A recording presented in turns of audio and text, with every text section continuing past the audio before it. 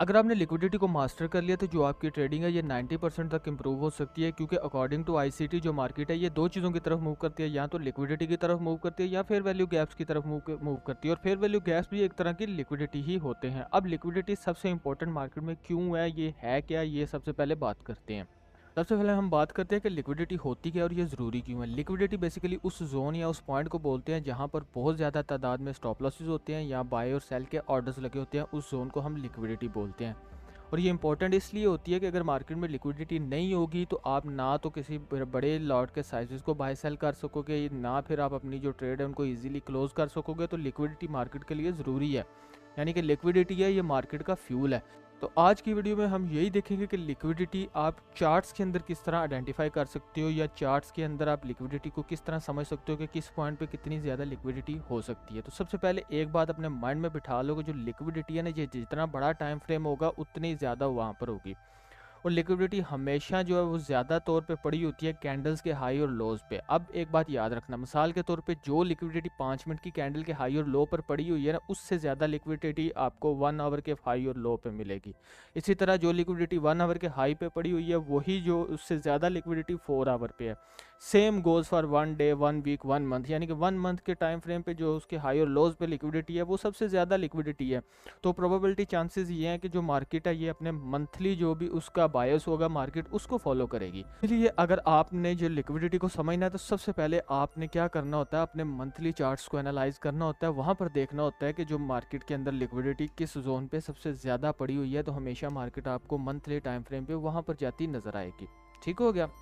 अब हम बात करते हैं टाइप्स ऑफ लिक्विडिटी के बारे में कि लिक्विडिटी की टाइप्स क्या हैं, जिसमें सबसे पहली जो हमारे पास आती है वो हमारे पास आती है ईआरएल और आईआरएल। ईआरएल बेसिकली होता है एक्सटर्नल रेंज लिक्विडिटी, आईआरएल होता है इंटरनल रेंज लिक्विडिटी। ठीक है, सबसे पहले हम देखते हैं ईआरएल क्या होता है। ईआरएल बेसिकली होता है कोई भी डेली, मंथली, वीकली या किसी भी प्राइस लैग के जो ऊपर या नीचे लिक्विडिटी पड़ी होती है उसको हम ईआरएल बोलते हैं। ठीक है, जैसे कि मिसाल के तौर पे हमारे पास ये एक पूरी की पूरी ये वाली जो प्राइस लैग है, अब इस प्राइस लैग के यहाँ पर लो पे और प्राइस लैग के जो यहाँ पर हाई है इसके ऊपर या नीचे जो लिक्विडिटी पड़ी हुई है, जैसे कि यहाँ पर, ठीक है, वेट एक सेकेंड, जैसे कि हमारे पास यहाँ पर ऊपर की तरफ जितनी लिक्विडिटी होगी हम उसको क्या बोलेंगे, एक्सटर्नल रेंज लिक्विडिटी। इसी तरह इसके नीचे जो इस लेग के नीचे लिक्विडिटी होगी इसको हम भी एक्सटर्नल रेंज लिक्विडिटी बोलेंगे। ठीक है, अब इस पूरी लेग के अंदर जो जहाँ पर भी आपको लिक्विडिटी मिलेगी ना उसको हम इंटरनल रेंज लिक्विडिटी बोलते हैं, जिसमें फेयर वैल्यू गैप्स भी हमारे पास आ जाते हैं। जैसे कि मैं आपको एक चीज़ दिखाता हूँ, ये हमारे पास एक फेयर वैल्यू गैप है, ये भी एक तरह की लिक्विडिटी था जिसको यहाँ पर मार्केट ने, जब यहाँ पर मार्केट ने गैप बनाया, गैप बनाने के बाद मार्केट यहाँ पर आके उस गैप को इसने फिल किया। ठीक है, ये हमारे पास आ गई एक्सटर्नल और इंटरनल रेंज। इसी तरह अगर आप एक दिन का टाइम फ्रेम देख लें, जैसे कि आज का जो दिन है हम इसके हाई और लोज को देख लेते हैं। यहाँ पर मैं इसका हाई भी मार्क कर देता हूँ और लो भी मार्क कर लेता हूँ। ये इसका हाई हो गया और ये इसका लो हो गया। ये हमारे पास एक दिन की एक्सटर्नल रेंज लिक्विडिटी आ गई, यानी एक दिन के, आज के दिन के ऊपर, अभी तो आज का दिन करंटली चल रहा है लेकिन फिर भी मैं आपको बता दूं जो आज के दिन के ऊपर या नीचे लिक्विडिटी पड़ी होगी उसको हम एक्सटर्नल रेंज लिक्विडिटी बोल देते हैं। जो सिंपल कंसेप्ट है, इसमें कोई मुश्किल चीज़ नहीं है।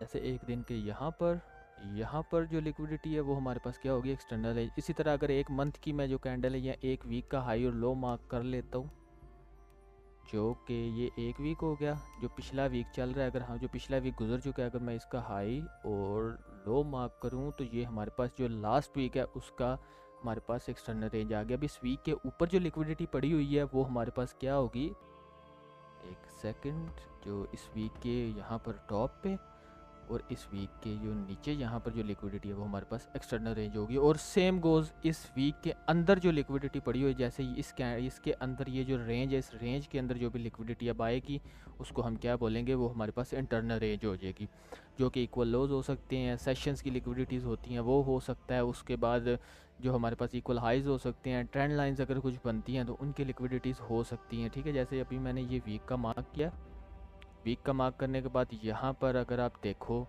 तो ये एक है, ठीक है, वीक के अंदर ये एक दिन है ना, इस दिन की लो है, इस लो पे भी आपको लिक्विडिटी मिलेगी। तो हर रेंज जो है ना एक एक्सटर्नल रेंज होती है, जिसको भी अगर आप प्रेफर करते हो मार्क करने के लिए या जिस पे भी आपने देखना है तो आप उसको देख सकते हो। और इंटरनल रेंज क्या होता है कि उस एक्सटर्नल रेंज जो भी आपने मार्क कर लिया उसके अंदर जो भी लिक्विडिटी होगी उसको आप इंटरनल रेंज बोलोगे।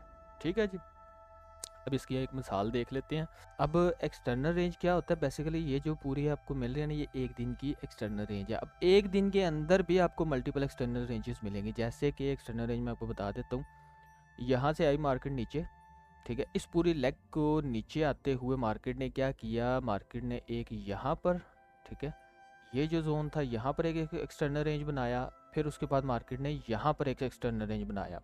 मार्केट ने जब एक्सटर्नल रेंज बना लिया, बनाने के बाद अब मार्केट क्या किया, मार्केट ने अंदर की तरफ आना शुरू किया। जो अंदर की तरफ जितनी लिक्विडिटीज़ थी, जैसे यहाँ पर ऑर्डर ब्लॉक था उसकी लिक्विडिटी उठाई, और वो सारा कुछ order blocks, fair value gaps, ठीक है, ब्रेकर ब्लॉक्स, जो भी ये भी सारे होते हैं वो भी एक तरह की लिक्विडिटीज़ होती हैं, वहाँ पर भी ऑर्डर्स पड़े होते हैं। ठीक है, अब क्या हुआ कि मार्केट ने यहाँ पर आई, मार्केट ने एक चीज़ और यहाँ पर सुन लो, मार्केट जब भी एक्सटर्नल रेंज लिक्विडिटी को स्वीप करेगी उसके बाद मार्केट हमेशा इंटरनल रेंज की तरफ आएगी कि इंटरनल रेंज थोड़ा सा स्वीप करेगी, चाहे थोड़ा करे चाहे जितना करे, लेकिन इंटरनल रेंज स्वीप करने के बाद मार्केट फिर एक्सटर्नल रेंज की तरफ चली जाएगी।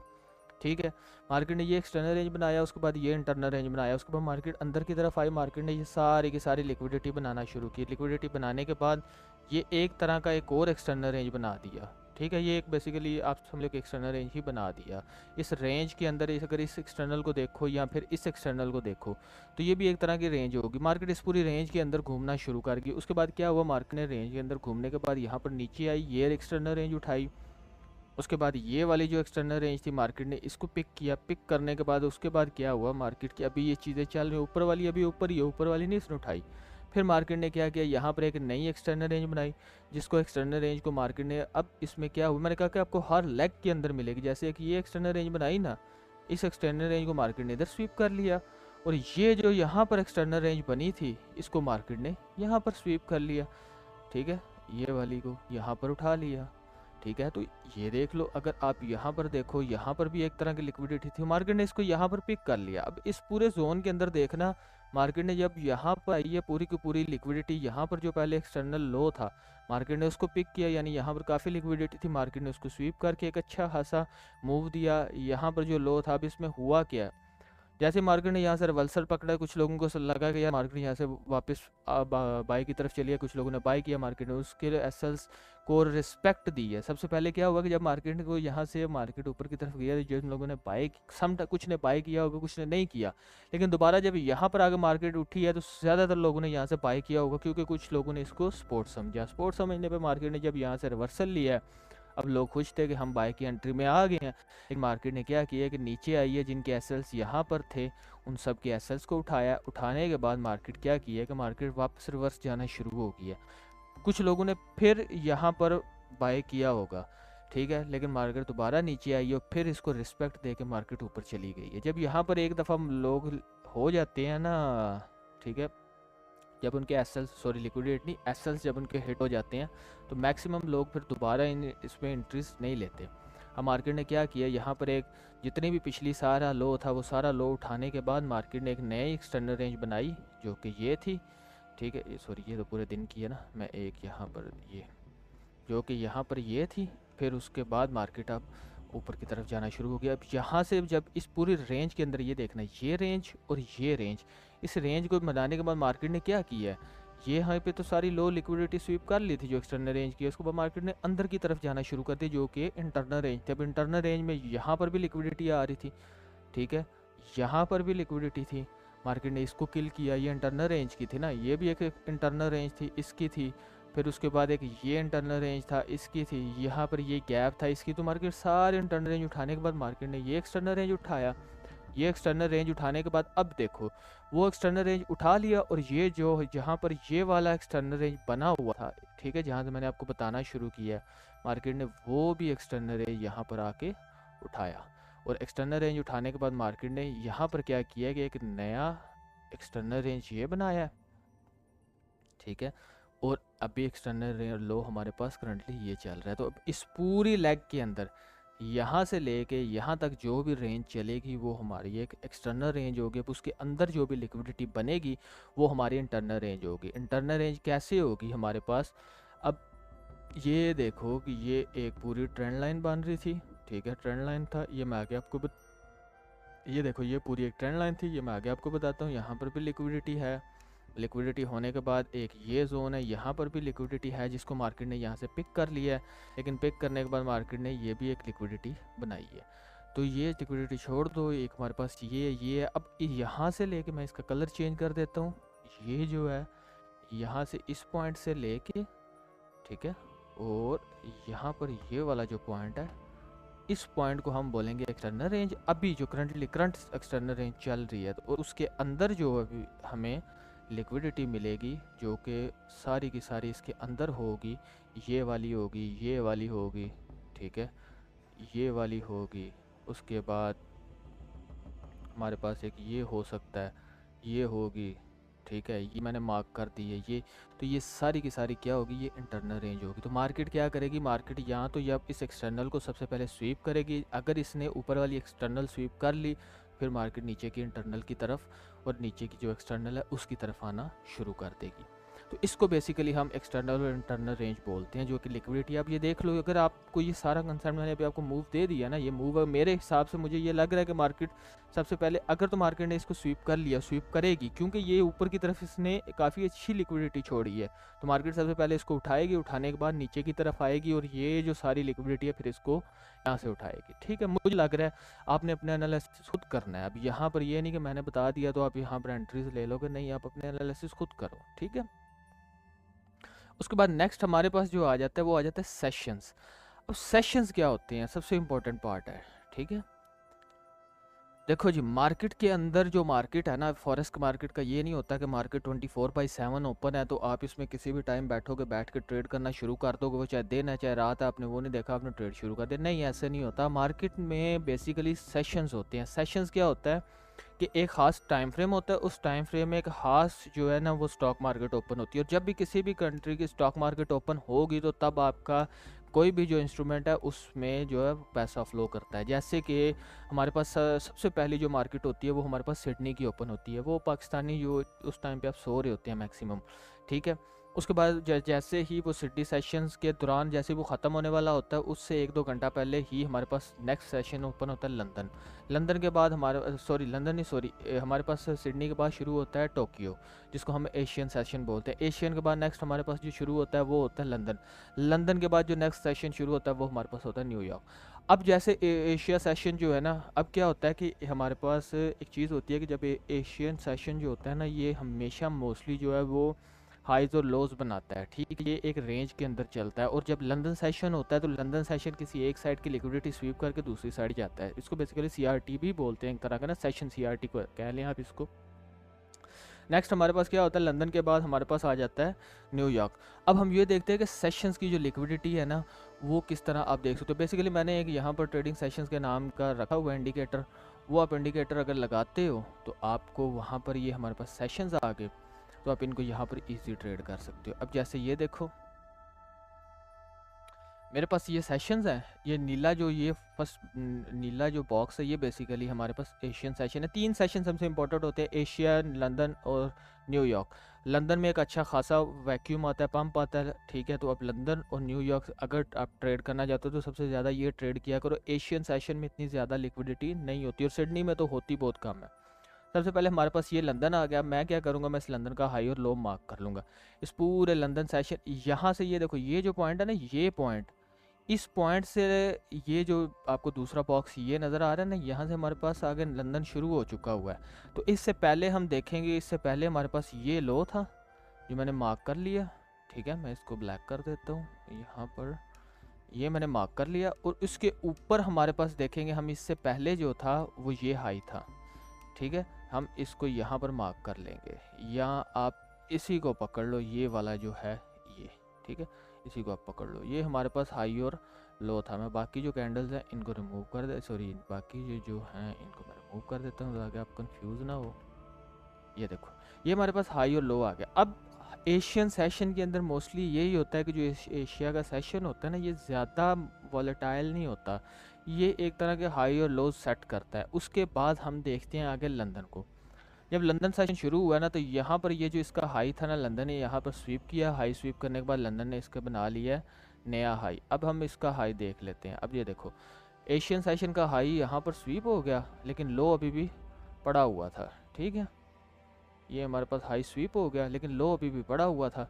अब हमने पता था कि यार लंदन सेशन के अंदर क्या होगा। एक चीज़ याद रखना, जो लंदन सेशन के अंदर अगर आप सही तरह कुछ दिन खास दिन जैसे एडीआर ब्रेक ना हो, कोई भी मंथ है उसका स्टार्ट ना हो, एंड ना हो, या फिर जो है वो मंडे का दिन ना हो, तो इन दिनों के अलावा जो मार्केट है ना वो बड़ी स्मूथ चलती है, एल्गोरिथम बड़ा स्मूथ चल रहा होता है, तो आप उसको इजीली क्रैक कर सकते हो। लेकिन इन दिन के अलावा, क्योंकि इन दिन के अंदर क्या होता है कि मैनिपुलेशन होती है, जिसमें एक दिन न्यूज़ भी आप डाल लो कि जिस दिन आपको लगता है न्यूज़ आने वाली है उस दिन भी आप ट्रेड ना करो, क्योंकि उसमें क्या होता है कि आपका जो है वो मैनिपुलेशन के चांसेस बहुत ज़्यादा होते हैं। जैसे यहाँ पर हाई स्वीप हुआ, हाई स्वीप होने के बाद हमारे पास सेशन की लिक्विडिटी नहीं थी। हाँ, अगर आप इसमें एक और चीज़ कर लो कि आप इसमें ये भी चीज़ डाल दो कि यार इससे पहले आप देख लो, जो मैंने आपको डे 4 आवर या 1 वीक वो भी आप डाल के उसको भी लिक्विडिटी को साथ चेक कर लो, तो आपके लिए ज़्यादा एक्यूरेट हो जाता है। अब जैसे ही यहाँ पर हाई स्वीप हुआ, हाई स्वीप होने के बाद नेक्स्ट चीज़ थी लो स्वीप होना था। अब हुआ क्या है कि मार्केट ने जब यहाँ से लंदन का हाई स्वीप या एशिया का हाई स्वीप किया, उसके बाद मार्केट थोड़ा सा कंसोलिडेट करने के बाद, ये देख लो कंसोलिडेट करने के बाद, लेकिन इसने अपना हाई नहीं तोड़ा। ठीक है, जो पिछला इसने बनाया, और यहाँ पर तोड़ भी सकती है ना, ये भी एक तरह की लिक्विडिटी बन चुकी हुई थी। फिर उसने क्या किया, नीचे की तरफ आई है और यहाँ पर जो एशिया के लोस थी ना वो सारी उठा ली है। उठाने के बाद क्या हुआ जी, अब हम इसने जो एशिया का लो है ना, ये बेसिकली न्यूयॉर्क टाइम फ्रेम के अंदर उठाया। अब यहाँ पर एक चीज़ याद रखना, ये जो जोन है ना, ये जोन मैं आपको मार्क करके ना 1 सेकंड दिखाता हूँ, मैं इसका थोड़ा सा सेटिंग कर लूँ। ये देखो, ये जो जोन है ना, यहाँ से लेके, ठीक है मैं यहाँ से भी आपको दिखाता हूँ, यहाँ से लेके ना यहाँ तक, ये बेसिकली होता क्या है कि लंदन और न्यूयॉर्क का कोलैप्स होता है। यानी कि दोनों जो सेशंस है वो एक टाइम पे ओपन होती हैं, और इस टाइम फ्रेम के अंदर बहुत ज़्यादा मार्केट जो है ना वो स्पीड से मूव करना शुरू कर देती है। ठीक है, और वो आपने देखना है कि मार्केट किस तरफ मूव करती है। ठीक है, इसी तरह यहाँ पर अगर आप देखोगे तो एशिया का और जो लंदन का होता है ना, जो है ओवरलैप, सॉरी कोलैप्स नहीं, ओवरलैप। बेसिकली ये जो सेशंस होते हैं ना, इनमें मार्केट बहुत स्पीड से मूव करती है, तो आपको कोशिश करनी चाहिए कि आप इन टाइम फ्रेम्स के अंदर ही बेस्ट अपने मूव्स लेके आ सको। ठीक है, अब हुआ गया कि जैसे ही एशिया का हाई तो स्वीप हो चुका था, लंदन ने अपना हाई बनाया। हाई बनाने के बाद लंदन ने यहाँ पर अपना जो है वो लो सेट किया। ठीक है, ये लंदन का लो था। लो सेट होने के बाद मार्केट ने क्या किया, लंदन के हाई को रिस्पेक्ट दिया और लो की तरफ आना शुरू हो गया, जिसमें इसने लंदन का लो भी उठा लिया, एशिया का लो भी उठा के इसने एक नया हाई बना लिया, जो कि क्या था, हमारे पास न्यूयॉर्क का लो था। अब इसमें हमारे पास क्या है कि ऊपर लंदन का हाई पड़ा हुआ है, जो कि मार्केट उठाने जा रही है, 110% उठाएगी। ठीक है, उसके बाद ये नीचे की तरफ आना शुरू हो सकती है, क्योंकि ये एक ऊपर अच्छी खासी लिक्विडिटी है ना, मैं वो आपको बताता हूँ क्यों अच्छी खासी है। तो आई होप आपको सेशंस की समझ आ गई होगी। आगे हम चलते हैं अगले पार्ट पे। अच्छा देखो, नेक्स्ट हमारे पास आता है इक्वल हाइज और इक्वल लोज। अब इक्वल हाइज और इक्वल लोज बेसिकली होता है जिसको आप WM बोलते हो ना, यानी कि डबल बॉटम डबल टॉप, एक पैटर्न होता है। अगर आपने ट्रेड किया हुआ है, अगर आपको ट्रेडिंग में थोड़ा सा एक्सपीरियंस है, तो आप उस चीज़ को समझते हो। वो बेसिकली होते हैं जो है वो इक्वल हाइज इक्वल लोस। मैं क्यों बार बार कह रहा हूँ कि मार्केट ऊपर की लिक्विडिटी उठा सकती है, क्योंकि यहाँ पर मुझे इक्वल हाइज नज़र आ रहे हैं। ये आप देख रहे हो, ये दो जोन्स हैं, ये बेसिकली क्या है, ये इक्वल हाइज हैं। ठीक है जी, एक सेकंड में आपको बताता हूँ। ये देखो, ये वाला, ठीक है, और उसके बाद ये मेरे पास इक्वल हाइज हैं, और इक्वल हाइज पे सबसे ज़्यादा लिक्विडिटी होती है। अगर तो मार्केट वी शेप करके नीचे आ जाए ना, जैसे मार्केट यहाँ पर होना क्या चाहिए था कि जैसे लेट्स सपोज ये है ना, अगर मार्केट ऐसे जाके ऐसे डायरेक्ट नीचे की तरफ आ जाती तो इस पर इतनी ज़्यादा लिक्विडिटी नहीं थी होनी। ये जो पॉइंट है ना, इस पर इतनी ज़्यादा लिक्विडिटी नहीं थी होनी। लेकिन हुआ क्या है कि मार्केट ने एम बनाया। जो एम होता है ना, इस पे सिंगल जो होता है ना, सिंगल टॉप या सिंगल हाई या सिंगल लो से ज़्यादा liquidity double top double high पे होती है। डबल जो इक्वल हाइज इक्वल लोज होते हैं, यानी सिंगल हाई से ज़्यादा लिक्विडिटी इक्वल हाइज पे होती है, या जिसको आप डबल टॉप डबल बॉटम बोलते हैं। इसीलिए मैं कह रहा हूँ कि मार्केट यहाँ से पहले ऊपर की तरफ जाएगी। ठीक है, क्योंकि ऊपर की लिक्विडिटी इसके ज़्यादा नज़दीक है। उसके बाद ये देखो नीचे ये इक्वल लोज हैं, फिर ये इक्वल लोज की तरफ आएगी। ठीक है, तो जो अभी तक मुझे ये इंडिकेट कर रहा है।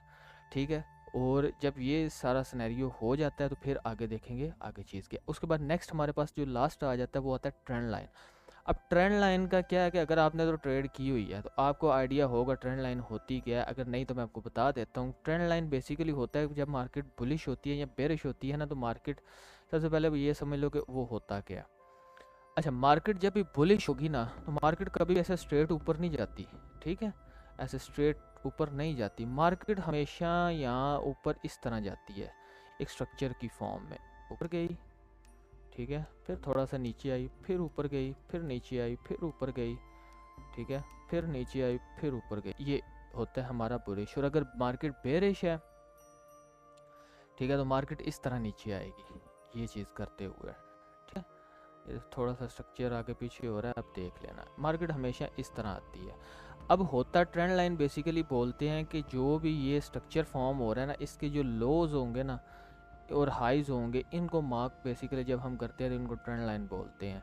और ये जो ट्रेंड लाइन होता है ना, इस पर बहुत ज़्यादा लिक्विडिटी होती है, क्योंकि ये देखो यहाँ पर भी लिक्विडिटी है, यहाँ पर भी है, यहाँ पर भी है, क्योंकि लोगों को लगता है कि जब मार्केट यहाँ से ऊपर हुई है ना, यहाँ से रेजिस्टेंट है, नीचे आई है, यहाँ पर लोग बाय करेंगे।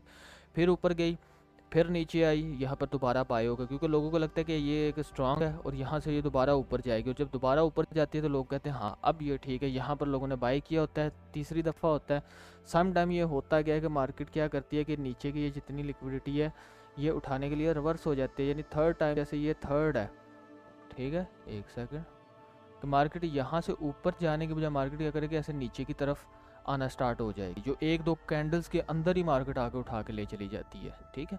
और इसमें एक और चीज़ भी आप देखो, इसमें आप ट्रेंड लाइन की लिक्विडिटी को इस तरह टारगेट कर सकते हो कि जैसे मिसाल के तौर पे इसने नीचे की तरफ ब्रेक दिया है, नीचे की तरफ अगर ब्रेक देती है ना मार्केट, ठीक है, नीचे की तरफ ब्रेक देती है, तो फिर आप ये जो इसका ये वाला लो होता है ना, आप इस लो को टारगेट कर सकते हो, क्योंकि मार्केट फिर यहाँ पर जब नीचे की तरफ ब्रेक देती है तो मार्केट इस तरफ आती है, इररिस्पेक्ट अगर मैनिपुलेशन करने ना आए।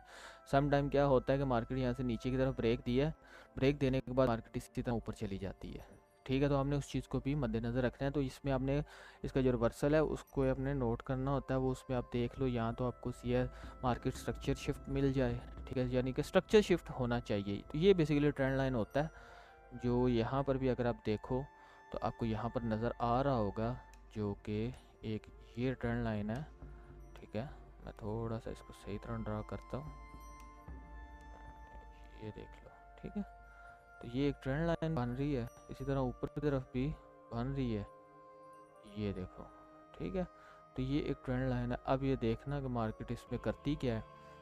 तो यहाँ पर भी अगर आप पूरी की पूरी लेग को देखो, जो मैंने नीचे की तरफ यहाँ पर लगाई थी, यहाँ से लेके यहाँ तक, तो इसमें क्या होगा कि यहाँ पर सबसे ज़्यादा लिक्विडिटी करीब उसकी ये वाली है। मार्केट यहाँ से ऊपर की तरफ जाएगी, लिक्विडिटी उठाएगी, उसके बाद नीचे की तरफ आना शुरू होगी, जिसमें ये भी इक्वल लोज उठाएगी, ये पूरी की पूरी ट्रेंड लाइन उठाएगी, फिर उसके बाद ये जो लिक्विडिटी है ये भी उठाएगी, फिर ये इक्वल लोज आपको नज़र आ रहे होंगे तो ये भी उठाएगी। तो ये मेरा बायस है, आप अपना बायस खुद निकाल सकते हो, अपना आप एनालिसिस खुद कर सकते हो। मेरे हिसाब से मार्केट इस तरह मूव करेगी। और कभी भी मैं इसमें 100% एक्यूरेट, कोई भी 100% एक्यूरेट नहीं होता। आप एक और चीज़ याद रखना, 100% मार्केट के अंदर 100% एक्यूरेसी किसी की नहीं होती। अगर कोई कहता है कि मेरी 100% एक्यूरेसी है तो वो झूठ बोलता है। आपको अगर बड़ा मूव आपने पकड़ना है तो आपकी एक्यूरेसी जो है ना वो 50 to 60% अगर है तो आपके लिए काम आसान है। वो किस में, ट्रेड में, ठीक है। कि आपको यहाँ पर मुझे अब लग रहा है मार्केट यहाँ से ऊपर की तरफ जाएगी, तो मैं क्या करता हूँ, मैं यहाँ से बाय करता हूँ, मिसाल दे रहा हूँ, मैं यहाँ से बाय करता हूँ। अब होगा क्या, मार्केट मिसाल के तौर पे ऊपर की तरफ नहीं जाती, मार्केट यहाँ ही से नीचे आना शुरू हो जाती है, तो क्या होगा, मेरा जो वो एनालिसिस थी वो गलत होगी। अब इसमें आपने देखना है कि आप टारगेट किस चीज़ को कर रहे हो। अगर तो आप 1:1 रेशियो को टारगेट कर रहे हो तो उसमें आपकी जो एक्यूरेसी है वो 70% आपको चाहिए, यानी उसमें आपके लॉसेस के जो चांसेस हैं वो आपने कम रखने हैं। मिसाल के तौर पे आपने 10 ट्रेड दिन की लिए हैं, जिसमें से आपके जो है वो 5 SL 50, आप जिसमें आपकी 50% एक्यूरेसी है, 5 आपके SL हिट हो गए, 5 आपका प्रॉफिट हो गया।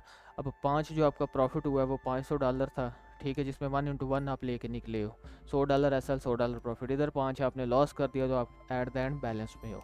तो आपको 1:1 में 70% की एक्यूरेसी चाहिए। लेकिन अगर 1:2 टारगेट कर रहे हो तो 50% एक्यूरेसी आपके लिए बेस्ट है। इसी तरह अगर आपकी एक्यूरेसी इतनी ज़्यादा नहीं है, यानी कि आपको लगता है कि यार मेरी एक्यूरेसी मतलब अगर 40% है, ठीक है, 30% है, तो फिर आप कोशिश करो कि आप हर ट्रेड के अंदर ना घुसो जिसमें आपको लगता है कि आपकी जो एनालिसिस बिल्कुल परफेक्ट है, परफेक्ट सेटअप आपको मिल गया आपकी स्ट्रैटेजी के हिसाब से है, फिर आप उसमें जाओ और 1/3 1/4 उठाने की कोशिश करो। उसमें क्या है कि अगर लेट्स सपोज आप 1/4 उठा रहे हो, आपका टारगेट ये है, तो आपने 10 ट्रेड्स लिए हैं, 10 में से मिसाल के तौर पे आपकी जो है 30% का एक्यूरेसी पकड़ लो, 10 में से आपने 1/4 की 3 ली है, 3 आपकी प्रॉफिट में गई हैं, तो अगर आपका $100 एसएल था तो आपको $400 मिला, 3 ट्रेड्स में आपका मिला 1200 में से आप 700 माइनस कर दो, जो उधर आपने एसएल में 7 ट्रेड के एसएल में उड़ा दिया, अब उसमें होगा क्या, 1200 में आप 700 निकालो तो आपको कितने बचे, $500 आपका प्रॉफिट है। ठीक है, तो एक्यूरेसी पे नहीं फोकस करते, आपने फोकस करना है मैनेजमेंट पे, रिस्क मैनेजमेंट पे, कि आपने रिस्क मैनेज करना आपको आना चाहिए। ये नहीं कि आपने 1/1 का आपने रखा हुआ है, उधर आपकी एक्यूरेसी जो है वो 50% है, तो फिर तो गए ना।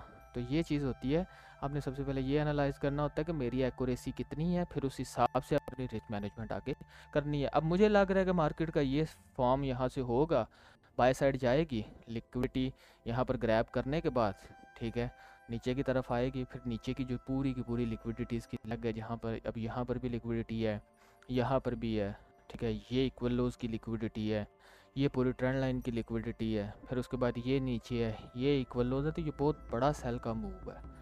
ठीक है, तो अगर ये फॉर्म हो जाता है, मुझे लगता है कि हाँ जो मुझे मेरा बायस है इसी तरह हुआ है, तो मैं ट्रेड करूँगा।